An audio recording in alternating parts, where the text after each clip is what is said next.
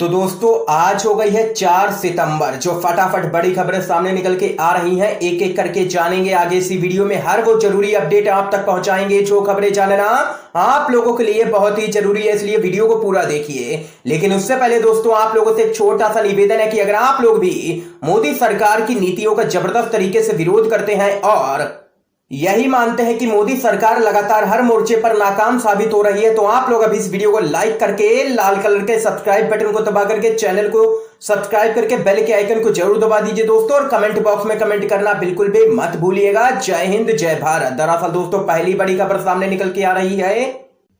NCRB report से देश भर में मचा हड़कंप। 2019 में 42,480 किसानों और मजदूरों ने की आत्महत्या। इस पर ना ही डिबेट होगी मीडिया पर और ना ही सीबीआई जांच की मांग। आप लोगों को दोस्तों बताते चले, हाल ही में एनसीआरबी द्वारा एक रिपोर्ट जारी की गई है जिसमें आत्महत्या के मामलों के चौंकाने वाले आंकड़े सामने निकल के आए हैं। इस रिपोर्ट के मुताबिक भारत में किसान और मजदूर बड़े स्तर पर आत्महत्या करने को मजबूर हो रहे हैं। साल 2019 में लगभग 42,480 किसानों और दैनिक मजदूरों ने आत्महत्या की है। आपको बता दें कि साल 2019 में यह आंकड़े साल 2018 के मुकाबले 6% बढ़े हुए हैं। एनसीआरबी की रिपोर्ट सामने आने के बाद मोदी सरकार एक बार फिर से विपक्ष के निशाने पर आ गई है। कांग्रेस ने इस मामले में केंद्र की मोदी सरकार को घेरते हुए कहा है कि मोदी सरकार के कुप्रबंधन के कारण आर्थिक तंगहाली से युवा, किसान और दिहाड़ी श्रमिक सबसे ज्यादा परेशान हैं। किसान और दिहाड़ी मजदूर आत्महत्या करने को मजबूर हो रहे हैं, लेकिन देश के प्रधानमंत्री मोदी इस मामले में चुप्पी साधे बैठे हुए हैं। ये यहाँ पर दोस्तों एनसीआरबी की रिपोर्ट में बड़ा खुलासा हुआ है। इस बीच एक और बड़ी अपडेट दोस्तों जान लेते हैं।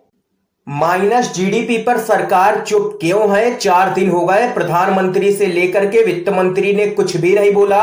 रवीश कुमार ने यहां पर बोला है जोरदार हमला। आप लोगों को दोस्तों बताते चले, देश की जीडीपी -23.9% पर आ गई है। दुनिया भर में सबसे ज्यादा नुकसान भारत को ही हुआ है।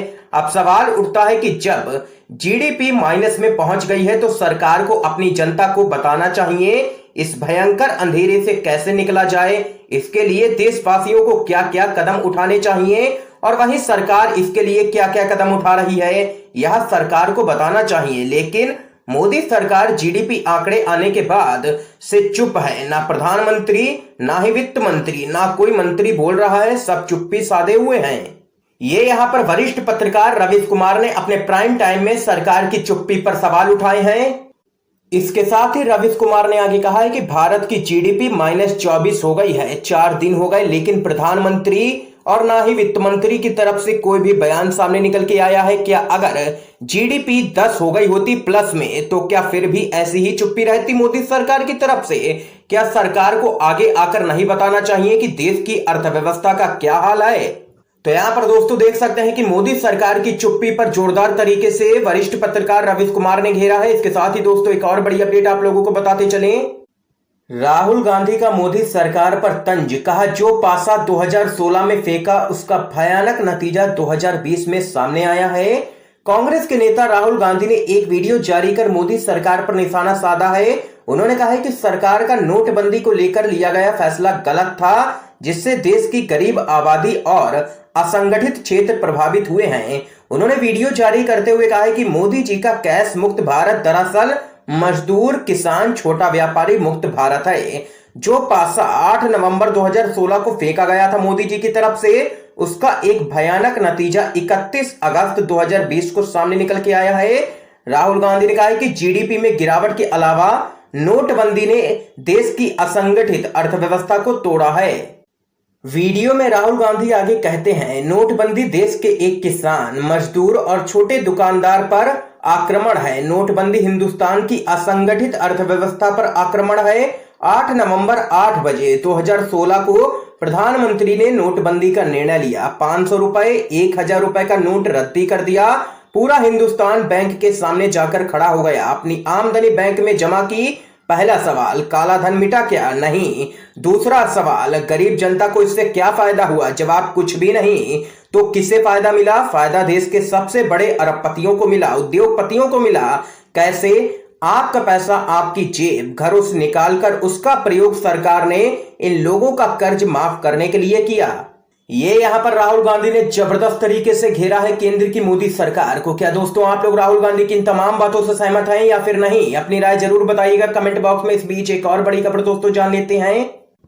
चीन ने दी भारत को चेतावनी, लेकिन फिर भी अब तक चुप है पीएम मोदी। चीन से पंगा लेकर भारी कीमत चुकाएगा भारत, ये यहां पर कहना है ग्लोबल टाइम्स का। आप लोगों को दोस्तों बताते चले, भारत से चल रहे सीमा विवाद के बीच चीन की सरकार के मुखपत्र ग्लोबल टाइम्स ने एक लेख छापा है। इसमें कहा गया है कि भारत ने चीन के साथ संघर्ष जारी रखा तो उसे इसकी बड़ी कीमत चुकानी पड़ेगी। इसके साथ ही कोरोना वायरस और अर्थव्यवस्था को लेकर के भी मोदी सरकार को निशाने पर लिया गया है। आप लोगों को दोस्तों बताते चले, ग्लोबल टाइम्स ने लिखा है कि भारत के लिए एलएसी पर ऊंचाई पर बड़ी संख्या में सैनिकों की तैनाती करना काफी खर्चीला होगा। हर दिन हथियारों और सामान की आपूर्ति से भारत की आर्थिक स्थिति पर भी बहुत बुरा असर पड़ेगा। सर्दी आने पर सेना की तैनाती का खर्च और भी ज्यादा बढ़ जाएगा। सीडीएस जनरल विपिन रावत ने दावा किया है कि सेना कड़ी सर्दी के लिए भी तैयार है।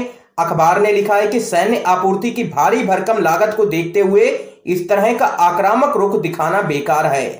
तो यहां पर दोस्तों आप लोग देख सकते हैं कि खुल्लम खुल्ला चीन भारत को धमकी दे रहा है यहां पर, लेकिन अब तक पीएम मोदी चुप हैं। उनके मुंह से अभी तक चीन का नाम तक नहीं निकल पाया है। देख सकते हैं ये बेहद बड़ी खबर सामने निकल के आई है। इसी पूरे मामले पर चौतरफा लगातार विपक्ष भी हमलावर हो चुका है मोदी सरकार पर। इस बीच एक और बड़ी खबर दोस्तों आप लोगों को बताते चले, मोदी की ताली और थाली ने भारत को विश्व में बनाया नंबर 1। 24 घंटे में 85,000 से भी ज्यादा नए कोरोना मरीज मिले। आप लोगों को दोस्तों बताते चले, एक तरफ भारत की जीडीपी माइनस में चली गई है तो वहीं दूसरी तरफ कोरोना से सर्वाधिक नुकसान भारत को ही हुआ है। आप लोगों को दोस्तों बताते चले, भारत पर कोरोना का संकट लगातार गहराता ही जा रहा है। ऐसा लगता है कि सरकारी लापरवाही की वजह से कोरोना ने भारत में अपने पैर गहरे जमा लिए हैं। वह ताली थाली और मोमबत्ती से भागा नहीं है बल्कि जम गया है। विश्व में कोरोना मरीजों के मामले में भारत तीसरे नंबर पर है, लेकिन नए केसों की ग्रोथ रेट पहले नंबर पर आ गई है। आज कोरोना मरीजों की संख्या ने रिकॉर्ड तोड़ दिया है। करीब आप लोगों को दोस्तों बताते चले 85,000 से भी ज्यादा नए केस पिछले 24 घंटे में दर्ज किए गए हैं देश भर में। दुनिया में एक दिन में इतने केस किसी देश में नहीं सामने निकल के आए हैं। हालांकि इस ग्रोथ रेट के बावजूद देश में अनलॉक की प्रक्रिया लगातार चालू है। इस बीच एक और बड़ी खबर दोस्तों आप लोगों को बताते चले, किसानों की खुदकुशी के आंकड़ों पर बोले असदुद्दीन ओवैसी। 9 पीएम वाले राष्ट्रवादी इस पर नहीं पूछेंगे पीएमओ से सवाल। आप लोगों को दोस्तों बताते चले, हैदराबाद से लोकसभा के सांसद असदुद्दीन ओवैसी ने किसानों और मजदूरों की खुदकुशी को लेकर के कहा है कि देश की मीडिया ध्यान भटकाने का काम करेगी लेकिन इस पर बात नहीं करेगी। किसानों और मजदूरों की खुदकुशी के एनसीआरबी के डाटा को ट्विटर पर शेयर करते हुए ओवैसी ने लिखा है कि रात 9 बजे वाले राष्ट्रवादी इस पर कभी भी प्रधानमंत्री से सवाल नहीं पूछेंगे क्योंकि उन्हें पबजी पर बात करनी है।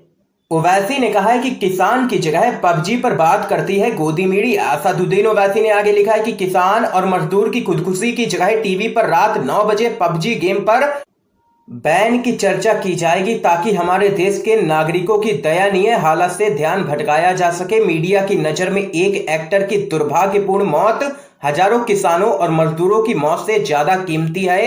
ये यहाँ पर तमाम बातें कही हैं एआईएम अध्यक्ष असदुद्दीन ओवैसी ने और जबरदस्त तरीके से घेरा है गोदी मीडिया को। इसके साथ ही दोस्तों एक और बड़ी खबर आप लोगों को बताते चले, योगी सरकार पर जमकर के बरसे डॉक्टर कफिल खान। बोले सिस्टम को उजागर करने की मिली सजा तो वहीं प्रियंका गांधी और अखिलेश यादव का किया शुक्रिया। आप लोगों को दोस्तों बताते चले, इलाहाबाद हाई कोर्ट के फैसले के बाद गोरखपुर के डॉक्टर कफिल खान जेल से रिहा हो चुके हैं। कफिल खान ने बाहर आकर के आप बीती बताई और उनके साथ क्या बीती थी इसके बारे में जानकारी दी।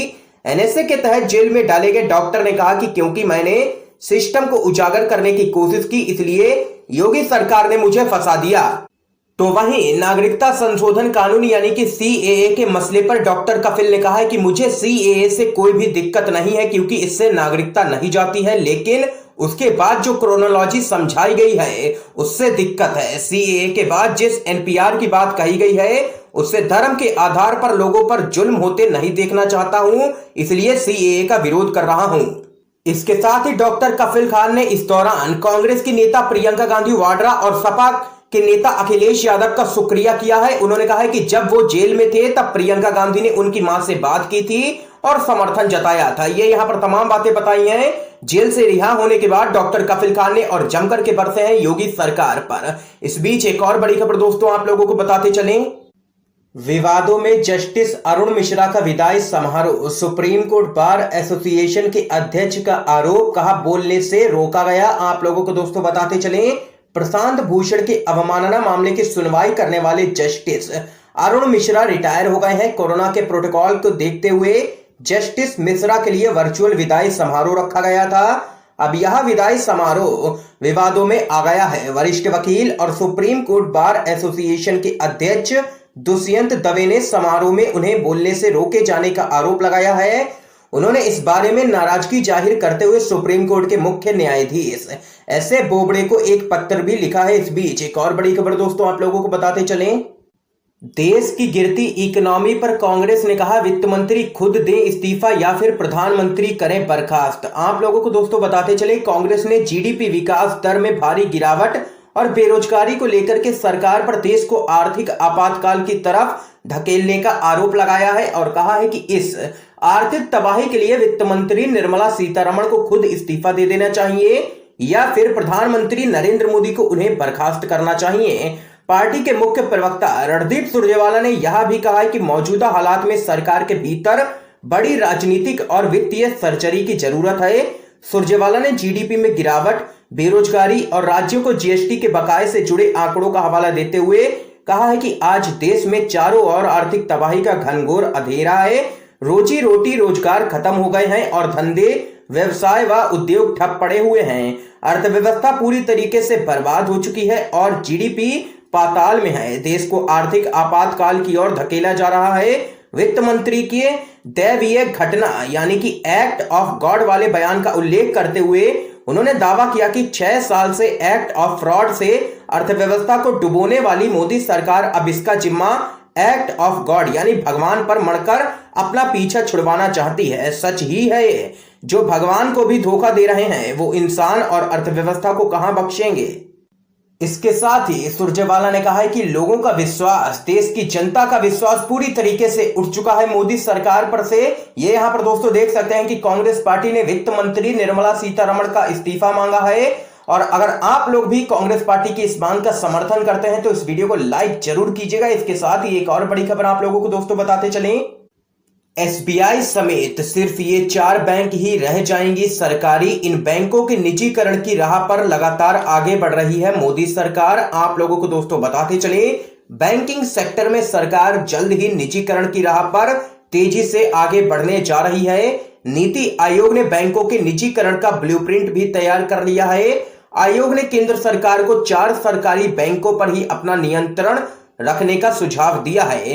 इन बैंकों में भारतीय स्टेट बैंक यानी कि SBI, PNB, bank of Baroda और कैनरा बैंक शामिल है। इसके अलावा आयोग ने 3 छोटे सरकारी बैंकों यानी कि Punjab and Sind bank, bank of Maharashtra और यूको बैंक का प्राथमिकता के आधार पर निजीकरण करने की सलाह दी है।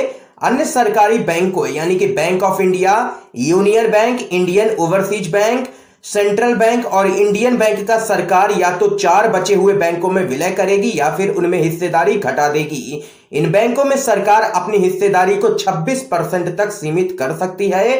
तो यहां पर दोस्तों देख सकते हैं कि लगातार निजीकरण की ओर बढ़ती ही जा रही है केंद्र की मोदी सरकार। दोस्तों अगर आप लोग भी निजीकरण का जबरदस्त तरीके से विरोध करते हैं तो अभी इस वीडियो को लाइक कीजिए, अपना समर्थन दर्ज करवाइए। इसके साथ ही दोस्तों एक और बड़ी खबर सामने निकल के आ रही है। चीन से तनाव के बीच सीडीएस जनरल विपिन रावत का बड़ा बयान, कहा हमारी सेनाओं को तैयार रहना चाहिए। आप लोगों को दोस्तों बताते चले, स्थिति लगातार ही गंभीर होती जा रही है। सीमा पर चीन से जारी तनाव के बीच सीडीएस जनरल विपिन रावत ने कहा है कि सेना को तैयार रहने की जरूरत है। उन्होंने कहा है कि भारतीय सशस्त्र बलों को फौरी संकट से निपटने के लिए तैयार रहना चाहिए और साथ ही भविष्य के लिए भी तैयारी करनी चाहिए। ये यहाँ पर बेहद बड़ा बयान सामने निकल के आया है सीडीएस जनरल विपिन रावत की तरफ से। तो यहाँ पर दोस्तों आज की ये तमाम बेहद बड़ी खबरें सामने निकल के आई जो हमने आप लोगों तक दोस्तों पहुंचाई हैं। वीडियो पसंद आया हो तो इस वीडियो को लाइक करके ज्यादा से ज्यादा शेयर कीजिएगा अपने सभी दोस्तों तक। इन खबरों को जरूर पहुंचाइएगा और चैनल को सब्सक्राइब करके बेल के आइकन को जरूर दबा दीजिए दोस्तों। आप सभी का बहुत